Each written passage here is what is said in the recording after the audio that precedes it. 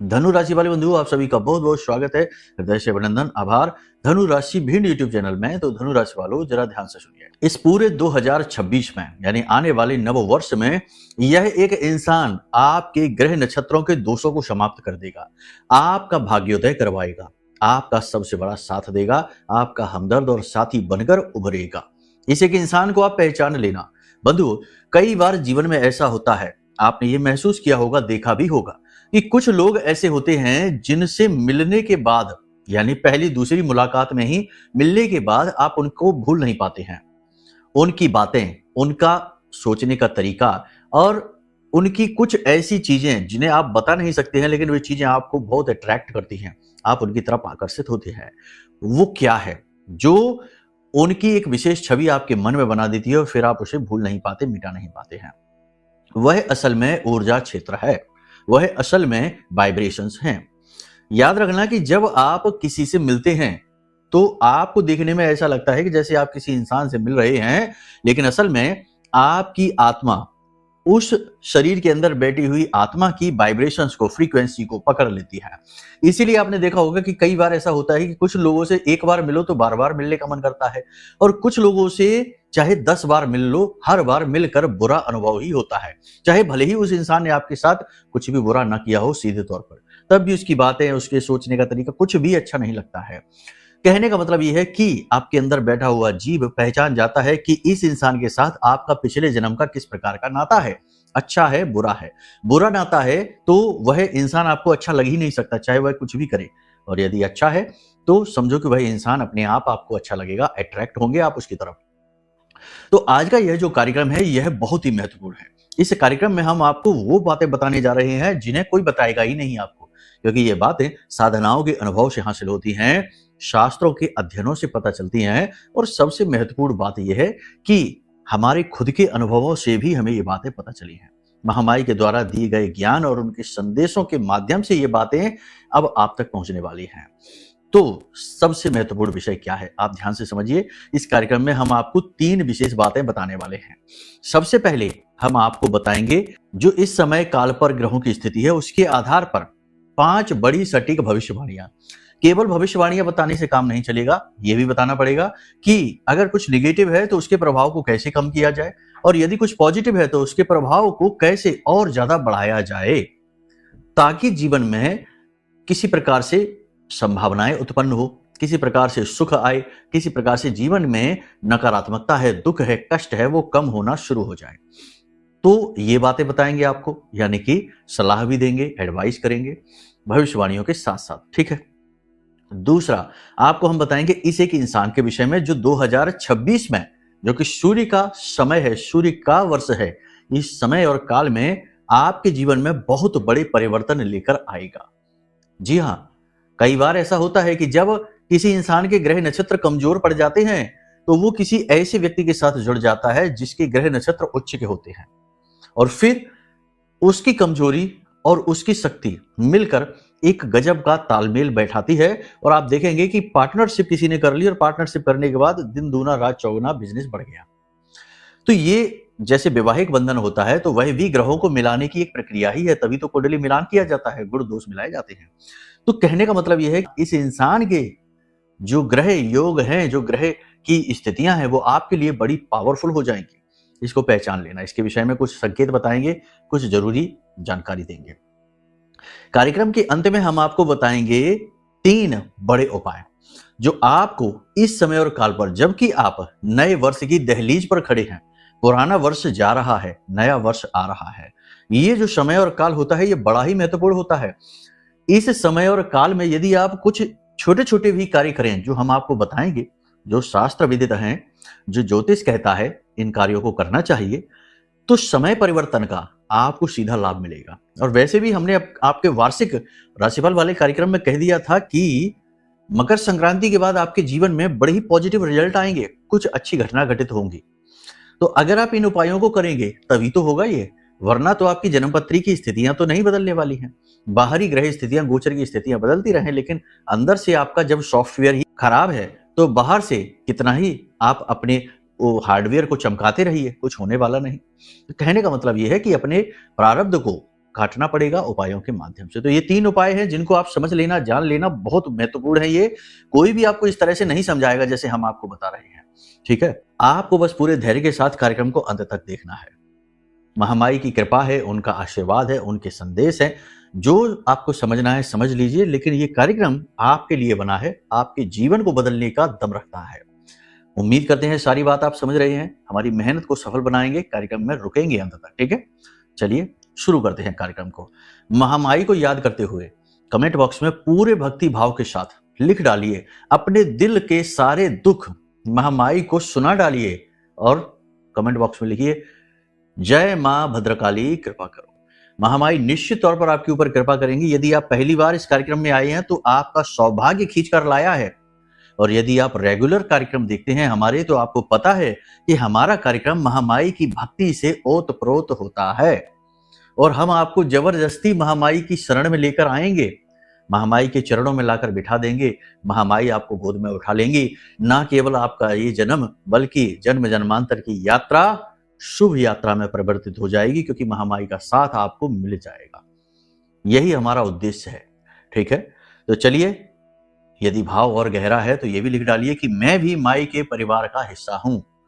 ये हिस्सा बनने का सौभाग्य आपको किस्मत से मिला है, जाने ना देना।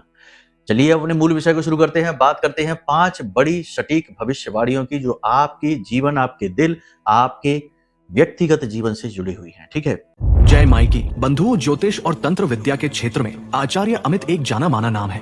पूज्य गुरुदेव के साधनाओं और ज्योतिष विद्या के अनुभव बेहद दिव्य है। जी हाँ, पूज्य गुरुदेव ने जिसकी भी कुंडली का विश्लेषण किया और कुंडली के अनुसार उसे सटीक उपाय व महामाई माँ बगलामुखी की विशेष कृपा दी, उसके जीवन में सकारात्मक बदलाव तो आए ही है। फिर चाहे समस्या कितनी ही कठिन क्यों ना हो, समाधान तो अवश्य हुआ है। अब ऐसे में यदि आप भी अपने जीवन की किसी बड़ी समस्या से जूझ रहे हैं, जैसे कि कर्जा बढ़ता ही जा रहा है, काम धंधा और व्यापार सब रुक चुका है, रिश्ते नातों में तनाव हद से ज्यादा बढ़ गया है, पूरा जीवन ही नकारात्मकताओं से भर गया है, तो ऐसे में यही सही समय है जब आप श्रेष्ठ गुरु से मार्गदर्शन प्राप्त करें और जीवन के अंधकार को समाप्त कर दिव्य प्रकाश की ओर कदम बढ़ाएं। वीडियो में दिए गए नंबरों पर तुरंत संपर्क करिए और अपनी कुंडली का विश्लेषण व समाधान पूज्य गुरुदेव के द्वारा करवा लीजिए। देर ना करें, आपके देवी देवताओं के आशीर्वाद से ये मौका खुद चलकर आपके पास आया है, इसे गंवाना नहीं है।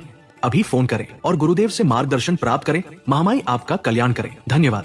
चंद्रमा का गोचर, ध्यान से सुनिए। इस समय और काल पर मीन राशि में शनि के साथ विष दोष बना रहा है, और ग्रहों की तो बात हम कर ही चुके, पिछले कार्यक्रमों में भी करी है और आगे भी करेंगे, बताएंगे आपको। शनि मार्गी चल रहे हैं, यानी पूरी शक्ति के साथ गतिमान हैं, और उनके साथ चंद्रमा आकर बैठ जाएगा, घर्षण उत्पन्न होगा। शनि स्लो चलने वाले हैं, चंद्रमा तेज चलने वाले। सबसे तेज चंद्रमा और सबसे धीमा शनि, दोनों जब मिलते हैं तो घर्षण, ट्रैक्शन उत्पन्न होता है। इसका प्रभाव क्या होता है? विष उत्पन्न होता है, इसे विष दोष कहते हैं। विष उत्पन्न होना मतलब क्या है इसका? विष कैसा? विष का मतलब यह है कि प्रभाव कमजोर पड़ना, आपकी बातों का प्रभाव कमजोर पड़ना, आपकी बातों के उल्टे सीधे मतलब निकाले जाना। लोग आपकी बातों के उल्टे सीधे मतलब निकालेंगे, आपकी अच्छी भली बात को लोग तोड़ मरोड़ कर गलत तरीके से समझ लेंगे और ऐसे ही दूसरों को बताएंगे भी। यानी कि 2 परिस्थितियां बनेगी, आपकी छवि खराब होगी, आपके बारे में लोग अनाप शनाप बातें करेंगे। दूसरी कि आप किसी को एडवाइस न करिए जब तक कोई खुद आकर ना मांगे। आप किसी के जीवन को सुधारने की कोशिश न करिए जब तक कि वो खुद आपसे ये मांग ना करे। किसी के व्यक्तिगत जीवन में हस्तक्षेप नहीं करना है, वरना आपका किया हुआ अच्छा विष बनकर आप तक ही वापस आएगा। ठीक है। कार्यों में रुकावटें उत्पन्न होंगी क्योंकि शनि और चंद्रमा का ये घर्षण है, ये जीवन में एक विशेष परिस्थिति को उत्पन्न करता है। इसमें जातक 2 तरीके के अनुभव करता है, आप भी करेंगे। कुंठा, ठीक है, अपने द्वारा किए गए कार्य जिनमें आपको असफलताएं मिली हैं, जिनमें नकारात्मकताएं मिली हैं, जिनमें दुख मिला है, उन्हें याद करके दुखी होना, पहली चीज। दूसरी चीज, जीवन में कुछ ना कर पाने का दुख होना। अपने द्वारा किया गया कि जिसके लिए बहुत कुछ किया, आपने अपनों के लिए बहुत कुछ किया, पैसा, योगदान, सहयोग, समर्पण, भावनात्मक समर्पण, सब कुछ दिया और अंत में जब कुछ भी हासिल नहीं हुआ तो इस बात का दुख। यानी कहने का मतलब यह है कि भावनात्मक असंतोष उत्पन्न होगा। ठीक है, तो ये इसका एक प्रभाव है। दूसरा प्रभाव यह भी है कि आपके बनते हुए काम बिगड़ेंगे।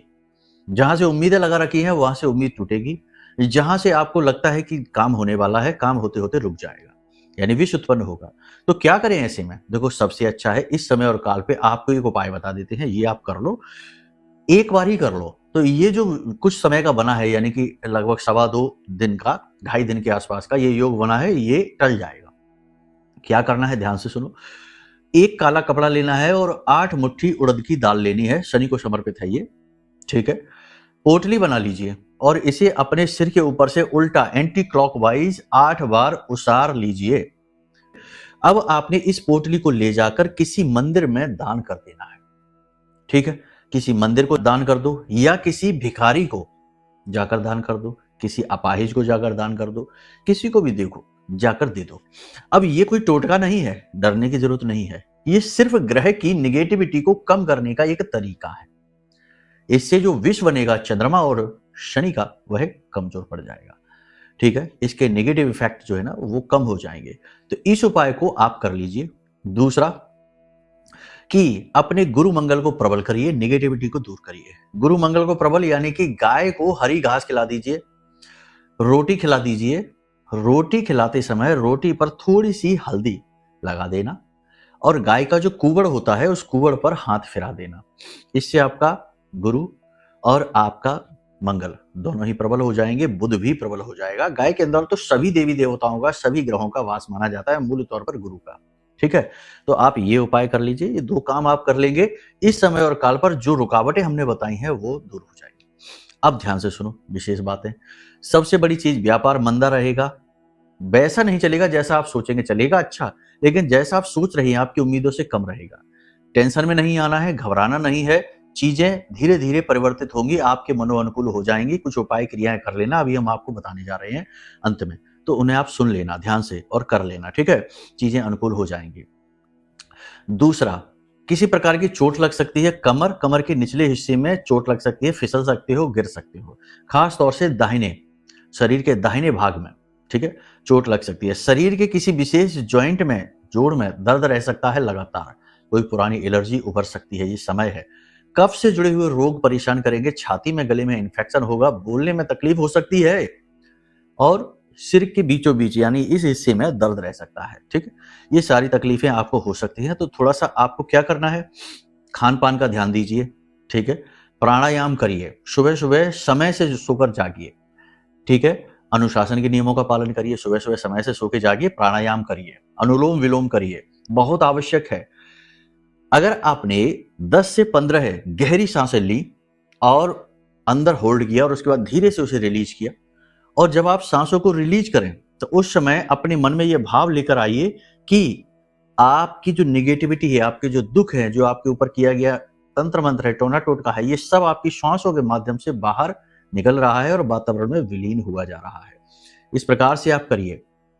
फिर आपका अनुलोम विलोम है, यानी एक नासिका से श्वास लेना, दूसरी छोड़ना, इस प्रकार आपकी ईड़ा और पिंगला नाड़ियां जो होती है ना, जो हमारे सूक्ष्म शरीर में होती हैं, इस शरीर में नहीं, ये सक्रिय होती है और ये आपकी चेतना को जागृत करती हैं, निर्णय लेने की क्षमता को प्रबल करती हैं, नेगेटिविटी को दूर रखती हैं, आपका ऑरा मजबूत होता है।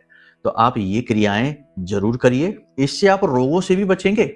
थोड़ा बहुत फिजिकल मूवमेंट करिए, ठीक है, रस्सी कूद लीजिए, वॉकिंग कर लीजिए, धीमे धीमे चल ही लीजिए। अगर शरीर की अवस्था ऐसी नहीं है तो धीमे धीमे चल ही लीजिए, या फिर थोड़ा बहुत बैठकर ही मूवमेंट कर लीजिए। जोड़ों का मूवमेंट करना इस समय बहुत आवश्यक है, वरना जोड़ों में तकलीफ होगी 101%, ठीक है। ये है, किसी भी व्यक्ति पर विश्वास नहीं करना है, जल्दबाजी में कोई फैसला नहीं लेना है, वाहन चलाते समय बहुत सावधान रहना है, छोटी मोटी ही सही दुर्घटना हो जाएगी। इलेक्ट्रिसिटी से जुड़े हुए यानी इलेक्ट्रॉनिक से जुड़े हुए सामान आपके खराब होंगे, कोई कीमती सामान, कोई डॉक्यूमेंट वगैरह खो सकता है, संभल कर रहने की जरूरत है। सरकारी कार्यों में आपकी अड़चन आएगी, गवर्नमेंट से जुड़े हुए कार्यों में आपकी अड़चन आएगी, ठीक है। अड़चन आएगी, आने दो, कोई बात नहीं, उपाय बताएंगे, ठीक हो जाएगा सब कुछ। प्रेमी जनों के साथ में और दाम्पत्य जीवन दोनों जगह परेशानी उत्पन्न होगी। भावनात्मक तौर पर आपको ऐसा लगेगा जैसे कि आपको कोई समझ ही नहीं रहा है, आपकी बातों को नहीं समझ रहा, आपकी भावनाओं को नहीं समझ रहा, आपकी समर्पण को कोई नहीं समझ रहा है। लेकिन यहां पर आप खुद गलती कर रहे हैं, आप खुद ही नहीं समझ रहे हैं, ये बात भी हो सकती है। देखो, दोनों बातें बताना स्पष्ट तौर पर जरूरी रहता है, हमेशा मीठी बातें ही काम नहीं आती हैं, कड़वी गोली भी खानी पड़ती है, ये ना समझना। ऐसा नहीं है कि केवल मीठी मीठी बातें करेंगे आपको और अंधेरे में रखकर चले जाएंगे, नहीं, स्पष्ट बात बताएंगे। कई बार आपकी गलती होगी। प्रेमी के साथ, दाम्पत्य जीवन में, जीवन साथी के साथ उनके मन को समझते हुए व्यवहार करिए, परिस्थिति को समझने की कोशिश करिए। यदि आपका पार्टनर किसी करियर में है तो उसके करियर में स्ट्रगल हो सकता है, करियर में काम का स्ट्रेस हो सकता है, करियर में किसी प्रकार की परेशानी हो सकती है। अब वो अपनी उलझन में है और आपने अपनी बात कह दी और आपको लगता है कि आपके ऊपर कोई ध्यान ही नहीं दे रहा, आपकी बात कोई सुन नहीं रहा है, तो ये तो जबरदस्ती हो गई, ऐसे रिश्ता नहीं चलता। दूसरी बात कि सामने वाले के मन को भी समझो। हर वक्त कोई इंसान मीठा नहीं रहता, कभी कभी इंसान कड़वा भी बनता है। मतलब कि उसके मन में भी नेगेटिविटी आ सकती है, गुस्सा आ सकता है, क्रोध आ सकता है, भावनात्मक उथल पुथल हो सकती है। उसका अपना भी जीवन है ना? तो उसे भी समझकर व्यवहार करिए तो ठीक है। अगर आपने सिर्फ अपने बारे में सोचा कि अरे हमारे ऊपर ध्यान नहीं दे रहा, हमारी इमोशन की कोई वैल्यू ही नहीं है, तो आप समझिए प्रेमियों का ब्रेकअप हो जाएगा, जीवन साथी के साथ में टकराव होगा। ठीक है ना? सबसे बड़ी बात देखो, हम आपको एक बात बता दें, ये कलयुग जो समय है, क्यों कलयुग कहा जा रहा है? कलयुग का मतलब ये नहीं है कि सब काला काला हो गया, नहीं, ये नहीं है। कलयुग का मतलब ये भी नहीं है कि सब एक दूसरे को मार के खा जाएंगे, नहीं, ये भी नहीं है। कलयुग क्या है आप समझिए, यहाँ पर अब लोग लिहाज करना कम कर रहे हैं, लोगों की सहन शक्तियां कमजोर हो रही हैं, लोग अब जुड़ने के लिए नहीं जुड़ते, लोग अब जरूरत के लिए जुड़ते हैं और जरूरत पूरी होते ही छोड़कर चल देते हैं। तो अब ऐसे में आप जैसे भावुक इंसान क्या करें? जिसके साथ मन लगाते हैं, जिससे प्रेम लगाते हैं, जरूरत पूरी होने के बाद वही आपको छोड़कर चला जाता है। आपने जरा सा क्रोध दिखा दिया, गुस्सा दिखा दिया, सामने वाला सुनता ही नहीं है, अपनी मनमानी करता है और छोड़कर चला जाता है और वापस मुड़कर भी नहीं आता है। आज हम एक कुंडली देख रहे थे, चर्चा हमारी हो रही थी, कुछ नाम वगैरह नहीं बताएंगे, बस साधारण तौर पर बताते हैं। एक विचित्र घटना थी, 54-55 वर्ष की उन महिला की उम्र थी और उनके पति के साथ उनका थोड़ा सा झगड़ा हो गया। झगड़ा ज्यादा था, थोड़ा नहीं था, ज्यादा ही था किसी बात को लेकर। और उनके पति 5-6 साल उनसे ज्यादा उम्र के थे।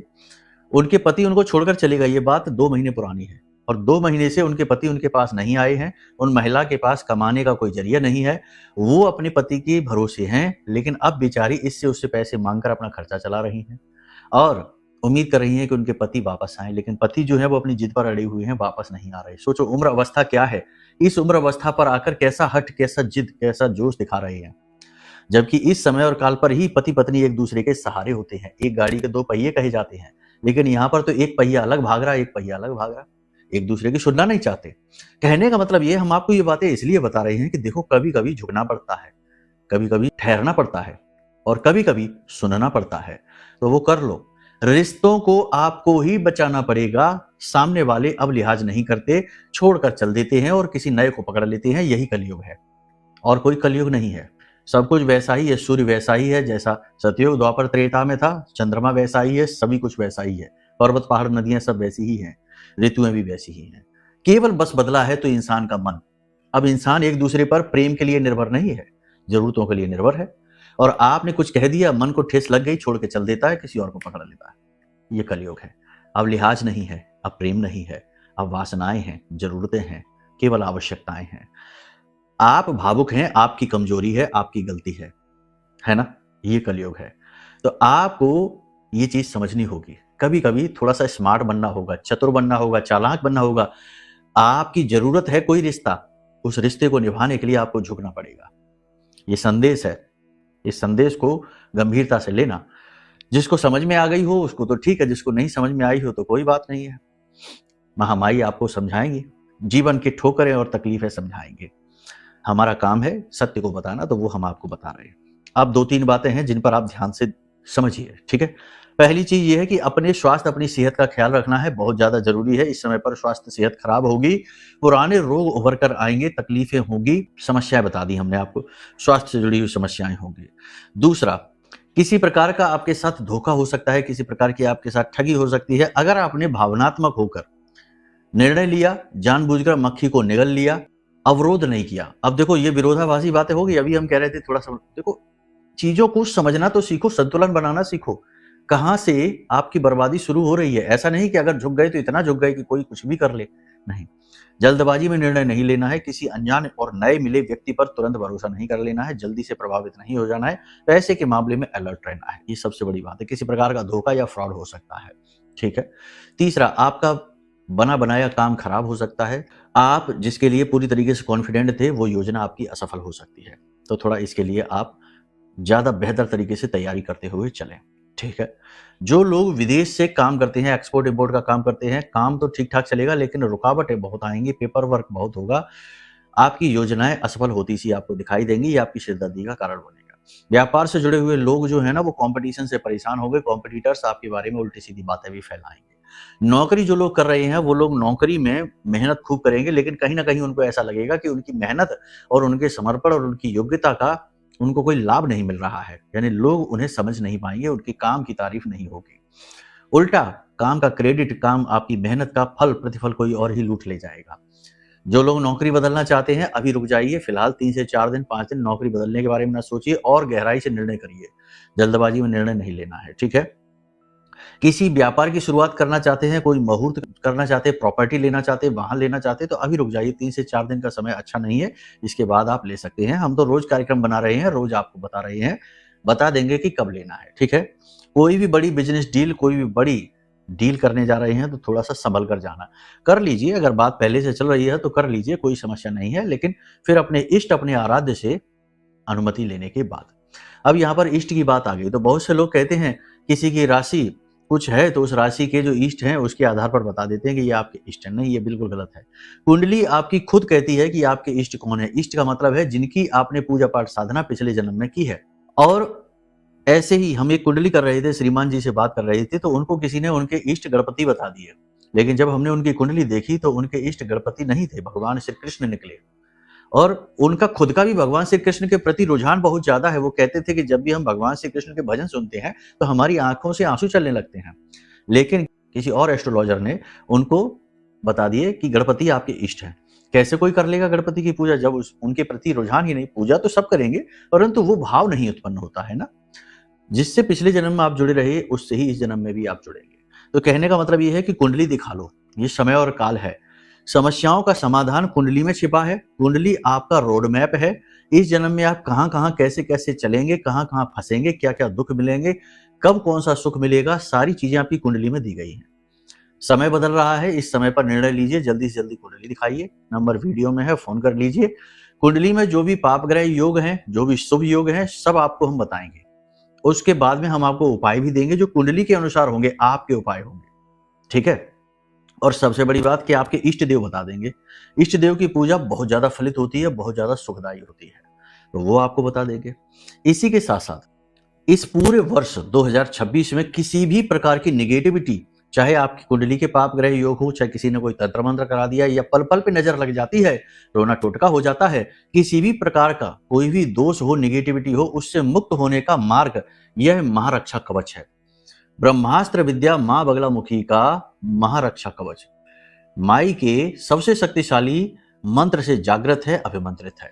इसे मंगवा लीजिए, ये आपके लिए ही तो बनाया है। हमारे पास तो माई है ही, हम तो उनके चरणों में बैठे ही रहते हैं। आपको उनकी आवश्यकता है तो आप ये मंगवा लीजिए। ठीक है।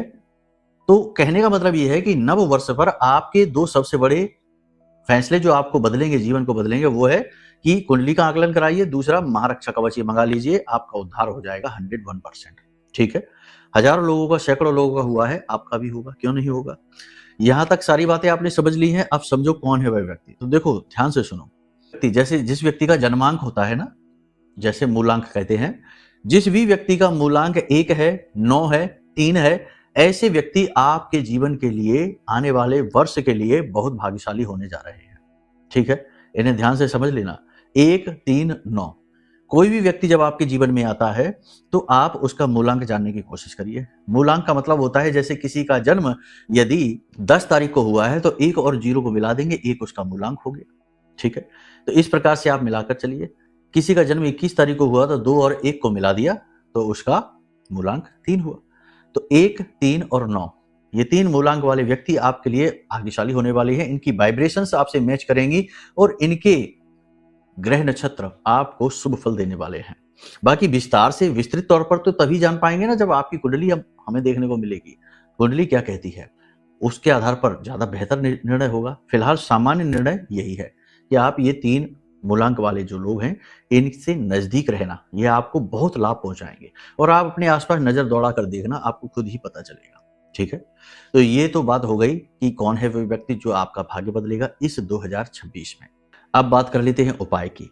तो देखो, नव वर्ष जब प्रारंभ हो तो उससे पहले किसी भी दिन आप किसी भी मंदिर में चले जाइए। जैसे कि मान लो कि सोमवार के दिन शिव जी के मंदिर चले आइए, हनुमान जी के मंदिर में शनिवार मंगलवार को चले जाइए, या आपकी जिस भी देवी देवता में आस्था है, विश्वास है, उस मंदिर में आप चले जाइए और एक घड़ी, ठीक है, घड़ी मंदिर में जाकर दान कर दीजिए।